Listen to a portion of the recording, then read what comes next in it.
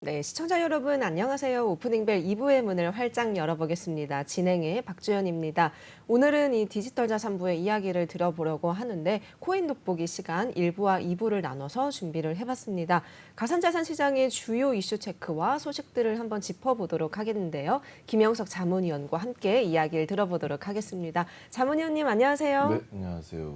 네, 오늘 이제 가상자산 업계에서 조금 활로가 열렸다는 소식이 이제 있다는데 네. 지난 11일이었죠. 그때 이제 진행된 디지털 자산의 특별위원회 출범식 분위기 먼저 한번 짚어보고 싶습니다. 이때의 분위기가 좀 어땠나요? 일단은 이 민당정이 함께 모여서 이 가상자산에 대한 어떤 이 디지털 자산 기본법을 지금 제정을 앞두고 있죠. 그 네. 기본법 제정을 앞두고 이 간담회를 통해서 일단은 지난번 특검법과 같은 그런 사태는 만들지 않겠다라는 그런 의지로 보이고 있습니다. 일단 이 분위기 자체는 굉장히 또 적극적으로 이야기를 하고 있는 모습이고요. 특히 이 세 번째 열린 이 간담회에서 지난 1차, 2차 때와도 사뭇 좀 많이 다른 분위기를 보이고 있었습니다. 특히 이 디지털 자산의 어떤 뭐 각계 전문가들이 다 모여가지고 앞으로 이 디지털 자산의 기본법이 어떤 방향으로 흘러가야 할지 그리고 더 나아가서 우리나라의 블록체인이라든지 아니면 이 가상자산의 산업이 어떤 방향으로 나아가야 할지 그런 부분에 대해서 좀 이번 기회를 통해 어떻게 좀 확정을 하는 그런 분위기였다라고 판단을 할 수가 있겠습니다. 네, 좀 뭔가 보다 적극적으로 이 디지털 가상자산의 시장이죠. 열어가려는 분위기이지 않을까 말씀을 들어보니까 좀 그런 예. 생각이 듭니다. 이번 민당정 간담회가 세 번째 열린 것이라고 이제 짚어주셨었는데 앞서 제가 기억하기에는 테라 루나 사태에 대해서도 한번 논의가 있지 않았었나요? 앞서 간담회에서? 일단은 이 디지털 자산 기본법의 제정 자체가 이 테라루나 사태 때문에 본격적인 논의가 시작이 되었다라고도 할 수가 있거든요. 왜냐하면 일단은 이 윤석열 정부가 출범하기 이전에 이 대선 후보 시절에 공약으로 발표했던 것이 이 디지털 자산에 대한 가상자산에 대한 적극적인 지원과 규제 완화 이 부분에 대해서 좀 공약을 했었어요. 그런데 뭐 사실 좀 시간이 많이 좀 지나긴 했었지만 그 이후에 갑자기 이 테라루나 사태가 계속해서 심각해지는 양상을 보이고 있으니까 그때 가서 이 디지털 자산의 기본법을 제정을 해야겠다. 말 그대로 이 디지털 자산은 어때야 한다. 어떤 식으로 운영이 되어야 한다라는 거에 대해서 이 기본적인 어떤 법을 재정비하는 그런 법안이라고 할 수가 있거든요. 특히 이전에 이 가상자산에 관련된 법안이라고 한다면 가장 유명한 게 이 특검법이 있죠. 이 특검법 자체가 사실은 정말 유명무실한 법안이다. 그리고 오히려 이 특검법으로 인해서 좀 그 가상자산 산업의 어떤 발전을 저해야 한다라는 그런 평가가 굉장히 많았었거든요. 그런데 비해서 이번 이 디지털 자산 관련 기본법 관련해서는 굉장히 또 적극적으로 논의가 진행이 되고 있는 모습입니다. 일단 첫 번째로 이 윤석열 정부의 어떤 대선 공약을 좀 지키는 그 이행을 하는 모습을 보여주기 위한 모습도 분명히 있겠지만 이번에 이 분위기 자체가 굉장히 다르다라는 거죠. 특히 1차, 2차 때와 3차, 이번 3차 간담회가 정말 분위기가 많이 달랐습니다.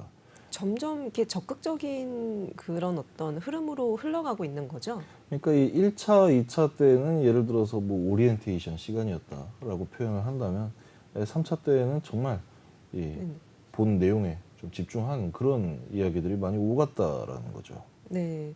2차 두 번째 간담회가 이제 조금 기억이 나는데 그때 어떤 가상자산 사업자 뭐 공동 자율 개선 방안 이 부분을 그때 언급하지 않았었나요? 정확히 얘기를 하면은 그게 그 자율 규제안을 얘기를 하는 것 같은데 이 가상자산 사업자 특히 거래소 차원에서의 어떤 그 자율 규제안을 만들겠다라고 발표를 한 적이 있었습니다. 이에 대해서 여러 가지 좀 의견이 있기는 해요. 그 첫 번째로 이 가상자산 산업에서 그 가장 큰 역할을 하고 있는 이 5대 거래소가 자율 규제안을 먼저 만들어냄으로써 이 어떤 시장의 그 정화를 이끌어내겠다라는 그런 의지의 표명으로도 보이고요. 두 번째가 지난번 특검법 사태 때 이 거래소들이 굉장히 큰 피해를 입지 않았습니까? 피해를 그렇죠. 입었다라기보다는 굉장히 좀 이제까지 영위해 오던 사업 내용에 비해서 굉장히 좀 많이 다운사이징이 되는 상황이 초래가 됐었다는 거죠. 네. 그렇기 때문에 이 디지털 자산 기본법에 어떤 내용이 담길지 모르니까 차라리 뭐 매를 먼저 맞자라는 그런 의미로도 볼 수가 있겠고요. 네. 이렇게 이제 1차, 2차에 이어서 3차 간담회까지 지금 주목을 받고 있는 상황 이제 언급해 주셨는데 다음 질문도 여쭤보자면 이 디지털 자산 기본법의 핵심이 재단 등이나 가산 자산, 이 사업자의 비위 행위를 막겠다. 이게 큰 틀에서는 그런 어떤 목적성을 보여주고 있는 것 같아요. 현재 근데 가산자산 사업자의 대표적인 문제점을 꼽자면 자문위원님이 보시기에는 어떤 게 주로 있을까요? 일단 제일 간단하게 이야기를 해서 이 가상자산 사업자의 이제까지의 가장 큰 문제점은 일단 그 스캠으로 좀 점철된 그런 산업의 방향 자체가 굉장히 문제다라고 할 수가 있는 겁니다. 특히 가상자산 사업자를 도전을 하는 업체의 경우에 정말 많은 케이스들이 있었거든요. 그 케이스들 중에서도 뭐 코인을 하면 돈이 된다라는 네. 그런 의견들이 그런 어떤 풍조가 형성이 되다 보니까 사람들이 너나 할 거 없이 가상자산 사업에 뛰어들게 된 겁니다. 그러다 보니까 이 실체적인 어떤 기술이라든지 플랫폼, 그 플랫폼의 비전이라든지 막상 이 코인을 발행을 했는데 이 코인을 어디에 쓸 것이냐 사용처도 없이 그런 식으로 약간 좀 그 스캠성의 어떤 사업을 비즈니스를 운영을 하는 경우가 굉장히 많았었다라는 거죠. 그리고 더 큰 문제점이 뭐냐면 이 스캠성이라는 거를 분명히 안다 하더라도 이게 어차피 나중에 가격이 한번 뻥튀기는 되겠지라고 기대를 하고 거기에 투자를 하는 그 네. 어떤 현상이 굉장히 큰 문제였던 겁니다. 결국엔 뭐 투자자들이 피해를 볼 수 있는 그런 가능성도 충분히 이제 있었다는 거죠. 굉장히 그런 가능성이 위험성이. 많았다라는 거예요. 특히 네. 예전에 뭐 예를 들어서 특정 거래소 같은 경우에는 뭐 펌핑쇼라는 그런 어떤 유행어가 생길 정도로 이유가 없이 가상자산의 가격이 막 오르는 겁니다. 예를 들어서 이 가두리라는 게 있는데 입출금을 이유 없이 막아요.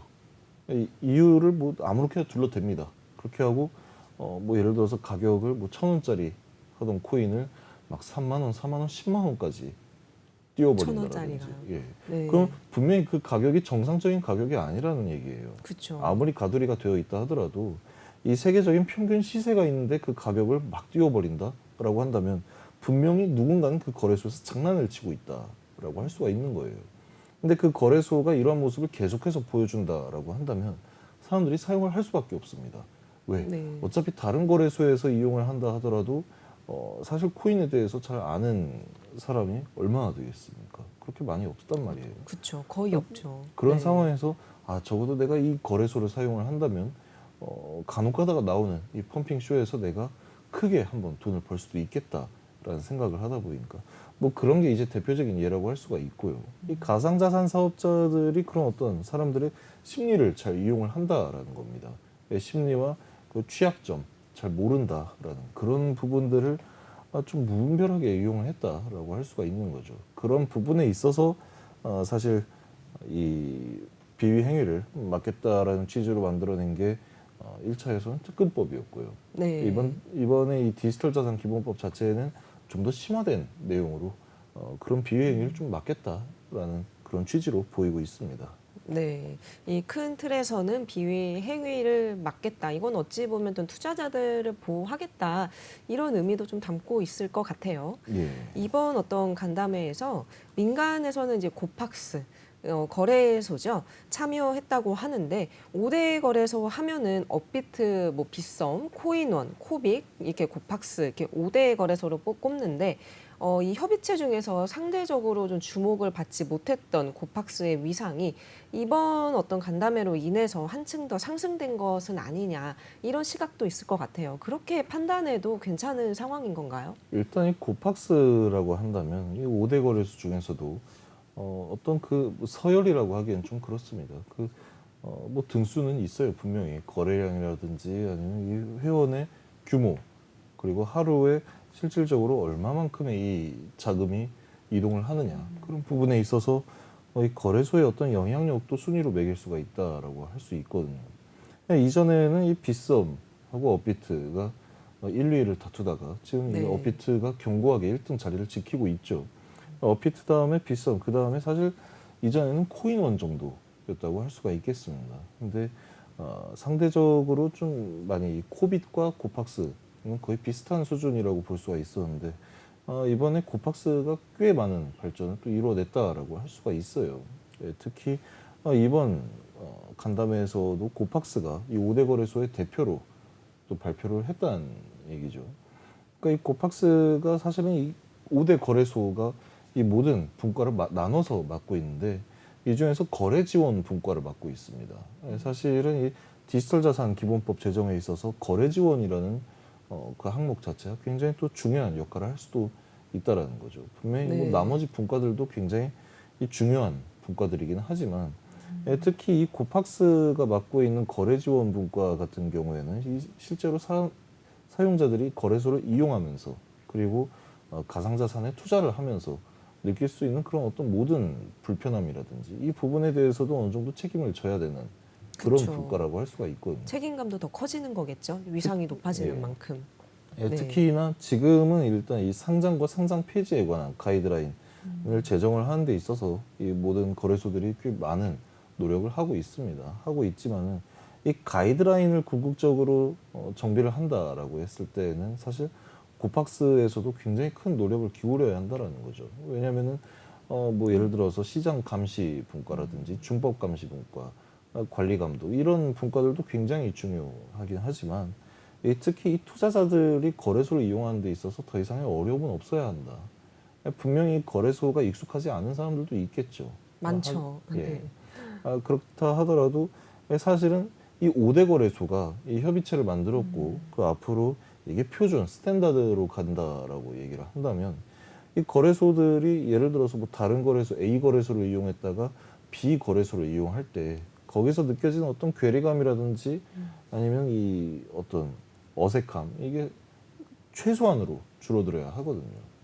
그렇게 그렇죠. 하지 못하면은 사실 뭐 예를 들어서 다른 거래소 이용을 하다가 인터페이스가 익숙지 않아서 뭐 실수를 했다. 뭐 매수를 눌러야 되는데 매도 버튼을 잘못 눌렀다라는 그런 뭐 행위도 있을 수 있기 때문에 비단 그런 내용뿐만이 아니라 이제는 좀 그 모든 거래소들이 가이드라인을 재정비를 하고 좀 비슷한 방향으로 좀 같이 나아가야 하는 그런 상황이라고 생각을 하고 있습니다.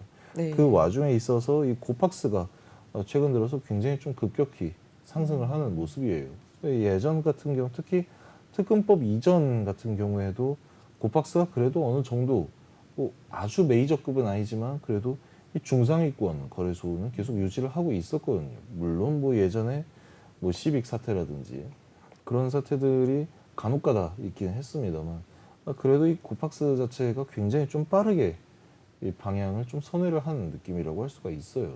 네. 특히 이번 뭐 간담회 같은 경우에도 정말 중요한 얘기 많이 했었고 특히 이번 간담회에서 이 고팍스가 대표로 이 내용을 발표를 했었죠. 그 가이드라인을 재정비를 하고 있고 이 초안이 나왔으니 이걸 8월 말부터 적용을 시키겠다라고 얘기를 한 내용으로 봤을 때 굉장히 이 고팍스가 이 5대 거래소 사이에서도 어느 정도 순위 이동은 분명히 있지 않았나라고 네. 판단을 할 수 있는 문제였습니다. 네, 고팍스의 입지가 점점 더 커지지 않을까 이렇게 생각할 수 있는 그 부분이었는데요.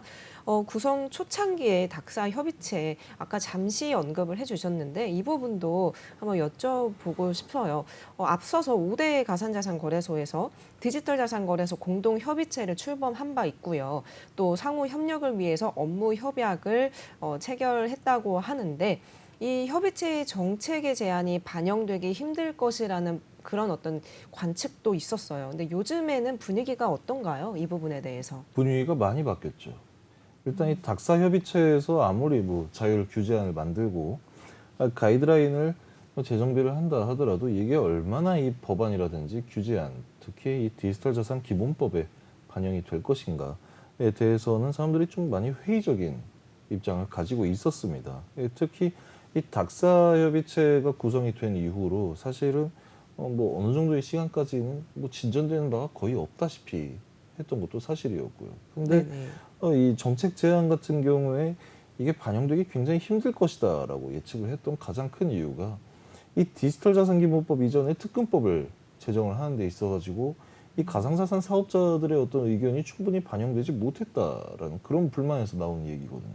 네. 특히 이 디지털 자산 기본법 제정에 있어서는 굉장히 또 이 뭐 어떤 투자자라든지 아니 모든 이해 관계자들이 굉장히 환영을 하고 있는 게 이 기본법의 제정 같은 경우에는 어떤 이 사업자의 혹은 투자자의 활로를 좀 열어주겠다라는 그런 의미로 분석이 될 수가 있고요. 이전에 특근법 같은 경우에는 사실상 이 가상자산 사업자들의 의견을 전혀 듣지 않고 만들었다. 사실은 굉장히 오로지 규제만을 위한 규제가 주로 접철되어 있었다라는 그런 분석이거든요. 네. 그렇기 때문에 이번에 특히 간담회에도 또 본격적으로 또 논의를 하고 있죠. 처음에는 1차 하고 또 이러다 말겠지.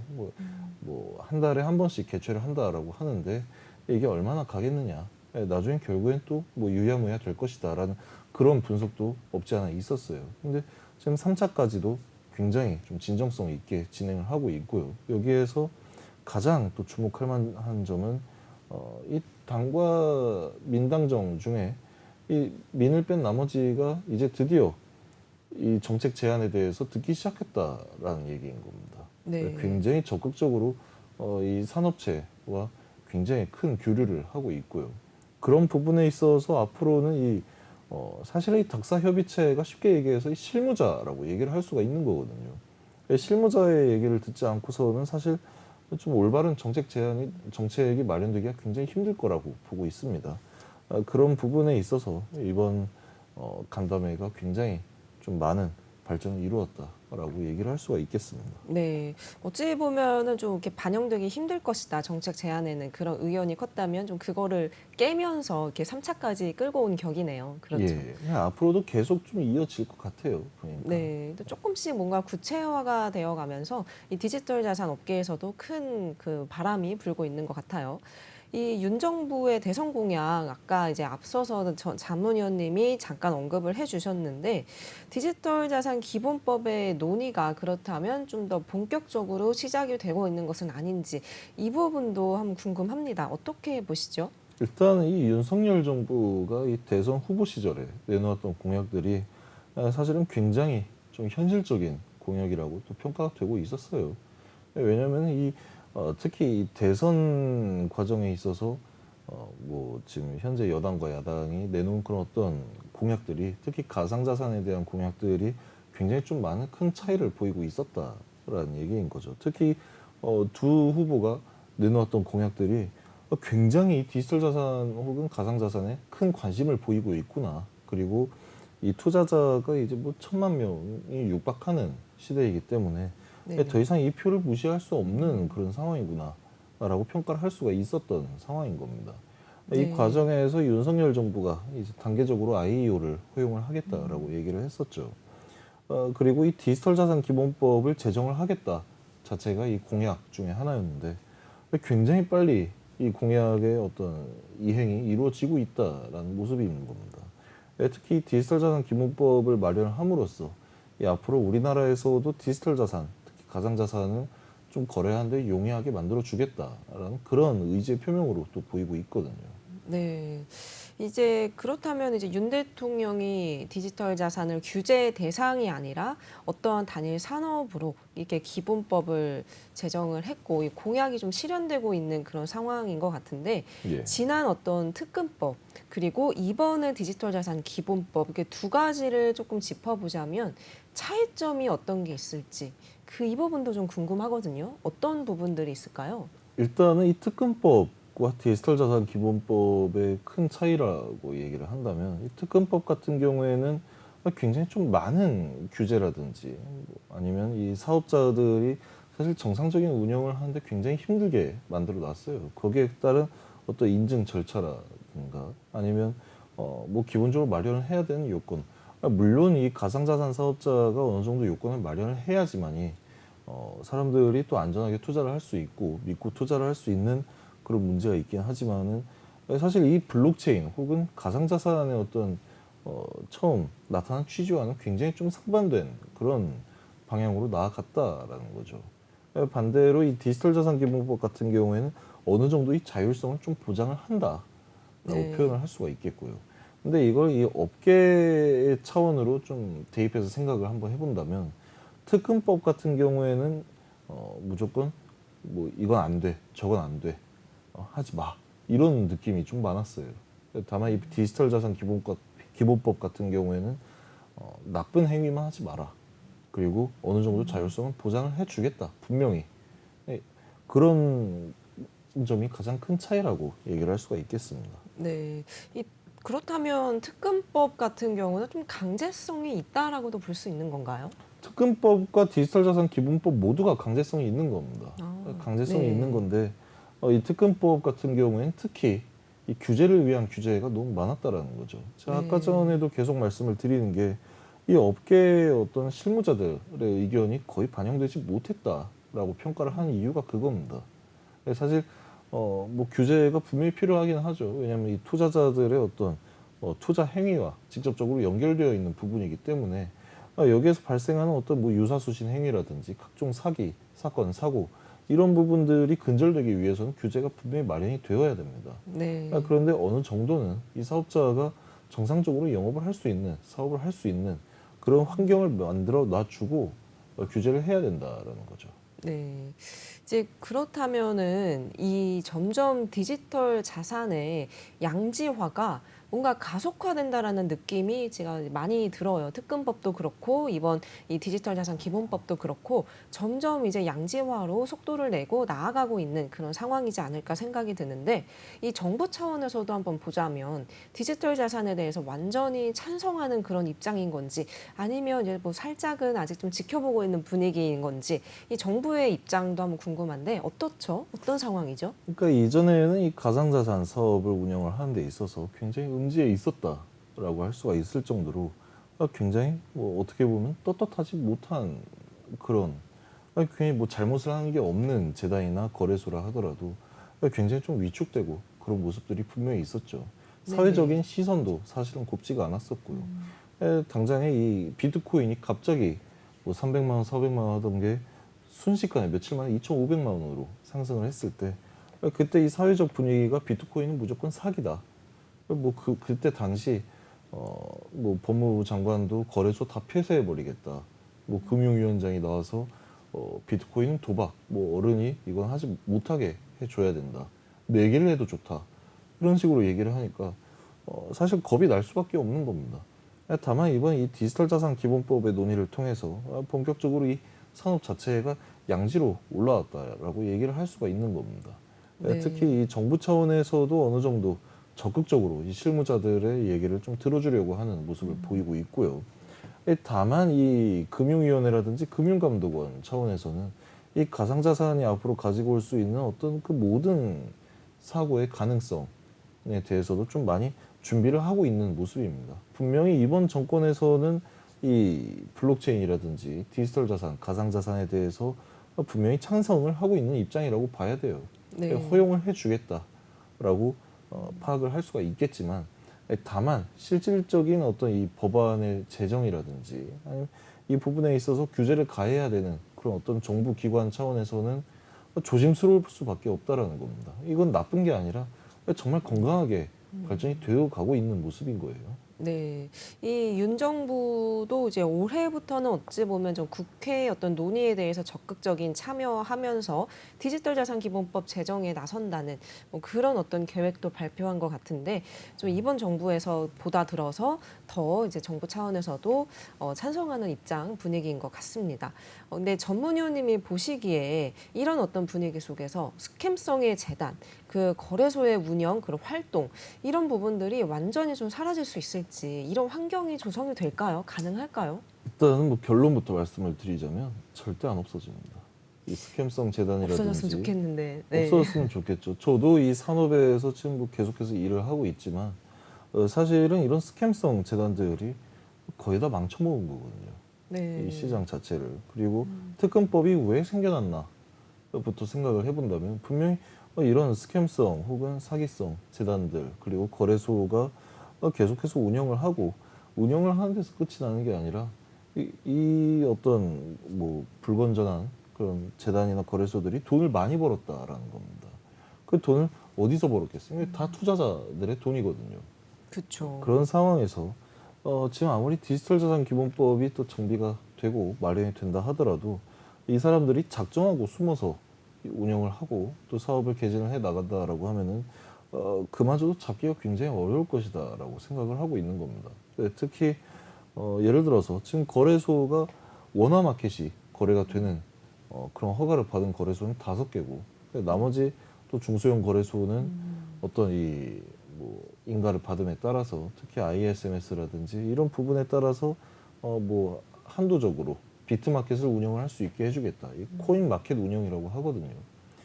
그 정도까지는 또 허용을 해줘서 운영을 하고 있지만 아예 그 정도까지도 허가를 받지 않은 거래소들이 우리는 외국계 거래소야. 외국계 거래소이기 때문에 허가를 따로 받을 필요가 없어 라고 하면서 운영을 하는 거래소들이 굉장히 많다라는 겁니다. 네. 그래서 심지어 사무실까지 차려놓고 운영을 하고 있어요. 제가 아는 거래소만 해도 서초동에 하나 있는데 그 부분은 나중에 한번 또 다뤄보기로 하고요. 네, 한번 다뤄주세요. 예, 네. 그런 식으로 이 가상자산을 가지고 또 이 스캠성 어떤 사건 사고를 일으키는 재단이나 거래소들이 계속해서 늘어나고 있는 추세고요. 예, 특히 이 디지털 자산 기본법이라든지 이 어떤 이번 정권에서의 공약 이행 이 부분이 아무래도 이 가상자산을 점차적으로 이해해주고 또 인정을 해주는 분위기다 보니까 점점 이런 비위 행위를 하는 사업자들이 굉장히 좀 많이 늘어나고 있는 그런 모습도 보이고 있습니다. 네. 그런 문제에 있어서는 완전히 사라지기는 어렵지만 다만 이러한 활동에 대한 어떤 처벌 수위는 굉장히 높아질 것이다. 그렇죠. 라고 그렇게 기대를 좀 하고 있습니다. 네. 사실 우리 방송도 지금 블록체인 전문 방송으로 이렇게 방향타를 잡고 나아가고 있는 상황인데 이 전문위원님이 보시기에 가장 중요한 점이 어떤 것이 있을지 시청자 여러분들께 한번 조언을 해주시다면 어떤 게 있을까요? 일단은 이 블록체인 전문 방송으로 나아가는 데 있어서 어느 정도는 정말 이 투자자들에게 좀 진실된 얘기를 해줄 필요가 분명히 있다라고 생각을 하고 있습니다. 네. 어디까지나 이 정보 불균형에서 나오는 그 문제점들이 크죠. 뭐 네. 어떤 투자 피해를 또 불러일으키고 그런 문제들이 굉장히 또 많이 존재하고 있거든요. 그런 부분에 있어서 사실 이 어떤 가상자산 특히 블록체인 관련된 방송을 진행을 하는 데 있어서 단순히 이 듣기 좋은 얘기만 해줄 게 아니라 정말 이런 어떤 사례들을 많이 소개를 해줄 필요가 있다라고 보는 거예요. 예를 들어서 이 가상자산 산업이라고 한다면 어쨌든 이것도 빅데이터의 사업이거든요. 이 투자자들이 계속해서 이 스캠이라든지 어떤 뭐 비위 행위에 말려 들어가는 이유가 그거에 대해서 잘 모르기 때문입니다. 예를 들어서 뭐 일반적인 게 아니라 정말 당연하게 이 불을 만지지 않는 이유가 뭐겠습니까? 만지면 뜨거울 거라는 걸 당연히 알기 때문인 네네. 겁니다. 근데 이 가상자산 특히 스캠성 어떤 재단이라든지 코인에 사람들이 투자를 하고 거기에서 손해를 또 막대한 손해를 보는 이유가 이 가상자산이 스캠인지 아닌지도 구분을 사실은 하기 굉장히 어려웠기 때문에 그런 일들이 발생을 한다라고 또 표현을 할 수가 있거든요. 그런 차원에서 생각을 했을 때 사실 우리 방송이 이런 부분에 대해서 뭐 어떤 시청자나 투자자들에게 이런 사건 사고에 대한 어떤 사례를 좀 많이 소개를 시켜주는 것도 필요하다라고 보고 있고요. 특히 네. 어떤 이 교육도 굉장히 많이 필요한 상황이고 그쵸. 이 네. 업계에서 그래도 어느 정도 좀 이 공신력을 가지고 사람들이 믿을 수 있는 그런 뭐 방송을 만들어 가야 된다라고 생각을 하고 있습니다. 네.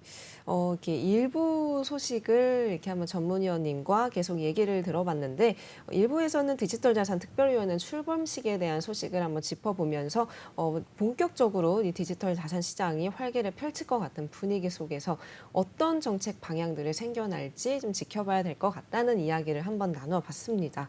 일부 소식 이야기를 여기까지 한번 잘 들어봤고요. 이어서 잠시 후에 2부 시간도 돌아오도록 하겠습니다.